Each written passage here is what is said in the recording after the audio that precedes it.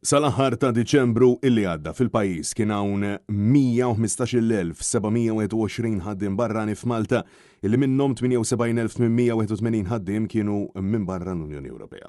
Dawn iċ-ċifri ħarġu fil-Parlament wara li Shadow Minister Chris Sajt staqsa lill-Ministru għall-Intern Byron Camilleri biex jgħid kemm hu n-numru ta' ħaddiema barranin li għandhom permess biex jaħdmu f'Malta jew f'Għawdeċ ta' liema nazzjonalità huma u kemm hu n-numru għal kull nazzjonalità. Il-Ministru wieġeb li skont l-informazzjoni ta' Jobs Plus in-numru ta' permessi attivi maħruġa sal-aħħar ta' Diċembru tal-2023 kienu juru li fil-pajjiż hawn 36,140 ħaddiem ġejjin mill-Unjoni Ewropea, illi minnhom 32,777 kienu full-time u ftit aktar minn 4,000 kienu jaħdmu part-time.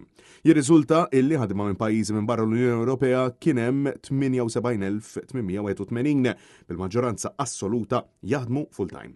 Il-Maltin illi għandhom impjieg jgħoddu ftit aktar minn 200,000 persuna, li jfisser illi aktar minn terz tal-ħaddiema f'pajjiżna huma barranin.